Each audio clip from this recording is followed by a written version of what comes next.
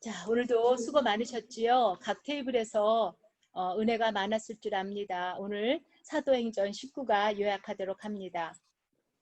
우리는 지금 사도 바울의 2차 전도여행을 공부하고 있습니다. 지난 시간에는 사도 바울이 빌립보, 데살로니가 그리고 베레아에서의 사역을 살펴봤습니다. 바울 사도는 베레아에서 큰 호응을 얻었습니다. 그러나 데살로니가에서 유대인들이 쫓아와서 방해를 했지요. 실라와 디모데를 그곳에 남겨두고 바울만 급히 아덴으로 갔었습니다. 오늘은 바울 사도의 아덴과 고린도 그리고 안디옥에서의 여정을 살펴봅니다.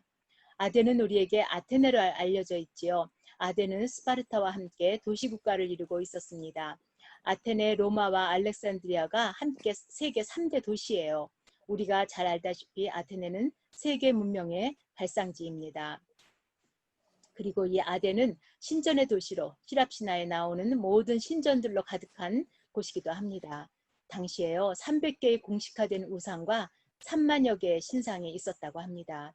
아덴의 사람들은 모든 것을 숭배해서 알지 못하는 신에게라는 제단도 있었다고 합니다. 아덴 사람들은 자기가 제사하지 못한 신들이 있어서 혹시나 화를 당할까 알지 못하는 신들에게까지 제사를 지내는 것입니다. 모든 우상은 이렇게 두려움을 근거로 사람의 마음을 빼앗습니다. 이렇게 아덴은 철학과 지혜로 화려하게 웅장한 도시이지만 도덕적으로는 타락하고 영적으로는 죽어있는 도시라고 볼 수 있습니다. 아덴에 간 바울은 그 전에 하던 대로 회당에 들어가 유대인들과 개종한 이방인들에게 복음을 전합니다. 그리고 당시 세계를 주름잡던 에피쿠루스 학파와 스토아 학파와 같은 시랍 사상들과 변론을 합니다. 쾌락주의와 경건주의의 이 두 학파는 당시 그리스 최고의 철학자들을 대표하는 학파였습니다. 에피쿠루스 학파는 무신론자들입니다. 그들은 최고의 선은 쾌락이라고 주장합니다. 그래서 인간은 쾌락을 추구하고 삶의 행복을 추구할 권리가 있다고 주장합니다. 그래서 도덕적으로는 문란한 결과를 가져옵니다. 반면에 스토아 학파는 다신론자들이에요. 그들은 운명에 대한 복종과 고난을 강조합니다. 그래서 당시에 자살하는 사람이 많았다고 합니다. 바울 사도는 아덴에서 우상이 가득한 것을 보고 마음에 격분했다고 했습니다. 하나님께만 마땅히 드려져야 할 찬양과 경배가 우상들에게 드려지는 것을 보고 분노합니다. 우리에게도 이와 같은 거룩한 분노가 있기를 소원합니다. 우상은 눈에 보이는 우상과 보이지 않는 우상이 있습니다. 그런데 아덴 사람들은 새로운 지식을 우상처럼 섬기고 있었습니다. 그들은 지식을 많이 쌓으면 진리에 이를 것이라고 생각했습니다. 그래서 끊임없이 새로운 지식을 추구합니다. 기독교에 가장 큰 피해를 주었던 영주주의자도 그래요. 영은 거룩하고 육은 속되다고 생각하면서 영적인 지식을 가지면 구원에 이를 수 있다고 가르칩니다. 니골라당의 가르침이 대표적인 영지주의자입니다. 이들은 하나님의 은혜가 아닌 자신의 노력으로 구원에 이룰 수 있다고 해서 이단이 되었습니다. 지식이 진리를 깨닫게 할 수는 없습니다. 오히려 미련하게 보이는 예수 그리스도의 십자가에 참 진리와 구원이 있습니다. 바울은 사도행전에서 9번의 설교를 하는데요. 그런데 8편의 설교는 모두 하나님을 아는 유대인들을 대상으로 하고 있습니다. 그런데 오늘 아레오바고 설교는 하나님을 모르는 이방인들을 대상으로 설교를 하고 있습니다. 그러므로 아레오바고 설교는 우리가 전혀 믿음의 배경이 없는 사람들에게 이방인들에게 어떻게 접근해야 하는지에 대한 귀한 교훈을 주고 있습니다. 사도 바울의 아레오바고 설교 내용을 살펴봅니다. 우선 아덴의 지성인들을 향해 바울 사도는 온유하게 말을 시작합니다. 17장 22절에 보면요. 바울이 아레오바고 가운데 서서 말하되 아덴 사람들이 너희를 보니 범사에 종교심이 많도다라고 말합니다.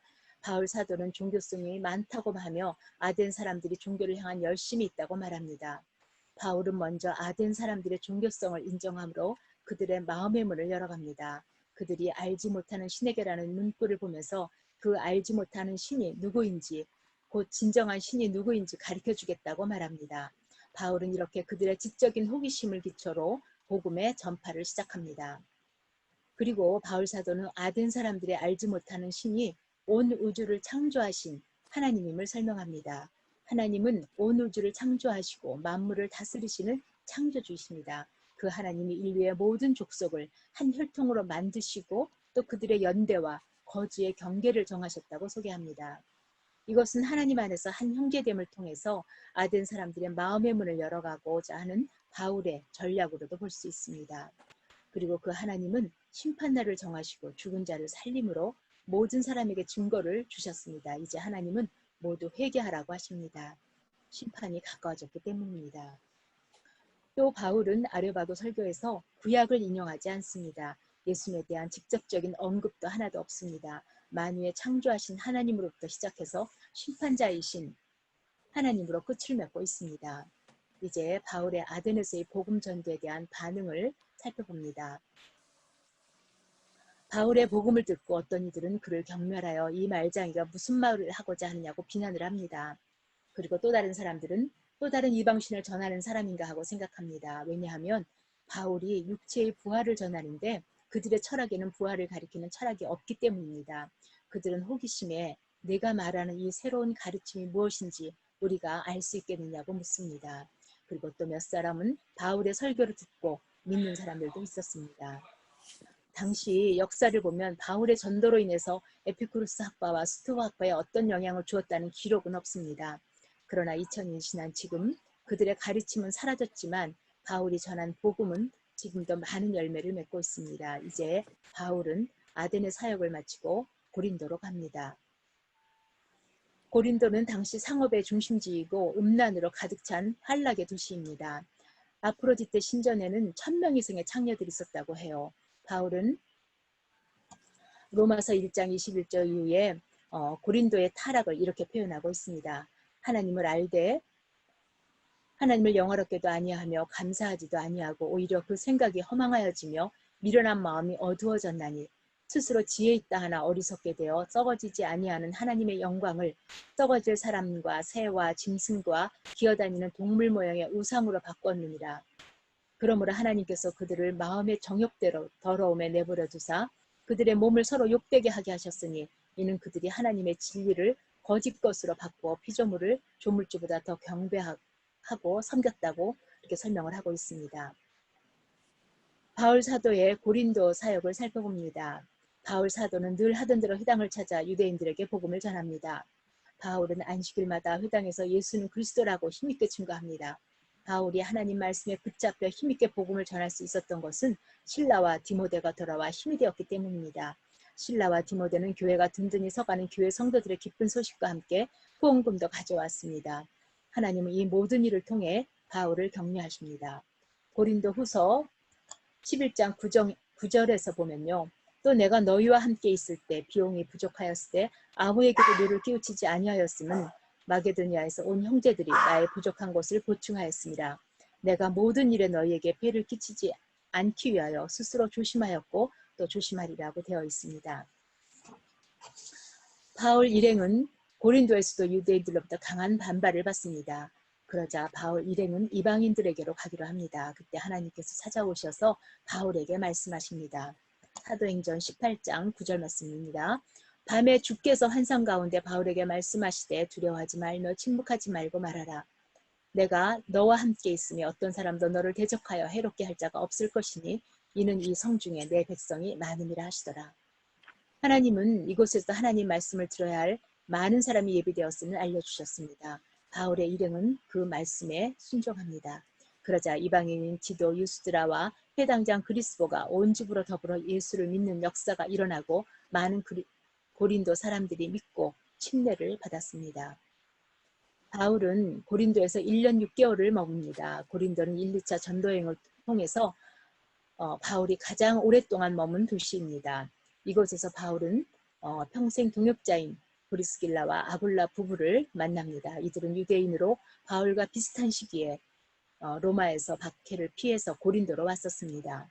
그리고 바울과 이들 부부는 함께 장막을 만드는 일을 합니다. 그러나 성령님은 바울 사도가 고린도에 계속 머무르지 못하도록 하십니다. 새로운 총독 갈리오가 침울하는데요. 유대인들은 그 기독교인들을 핍박할 기회로 삼습니다. 그러나 갈리오는 바울과 유대인들의 갈등을 소수 민족 내의 갈등으로 보아서 관여를 하지 않습니다. 그러자 유대인들이 일제히 일어나 바울을 대적합니다. 유대인들의 핍박이 더 심해지자 바울은 브리스길라와 아굴라 부부와 함께 에베소서로 옮겨갑니다. 비록 바울은 떠났지만 고린도 교회는 굳게 세워져 갔습니다.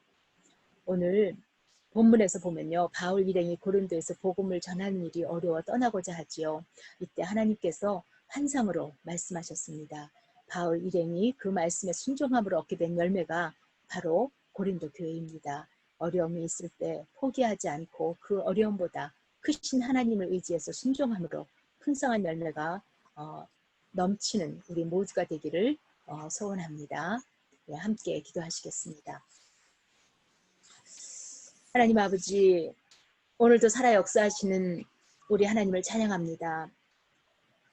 우리는 오늘 바울 사도의 2차 전도 여행을 살펴보고 있습니다. 아덴의 그 많은 우상과 많은 지식이 그들을 구원할 수 없었습니다. 오로지 우리 구원은 예수 그리스도의 십자가와 부활에 있음을 다시 한번 깨닫게 하시니 감사합니다.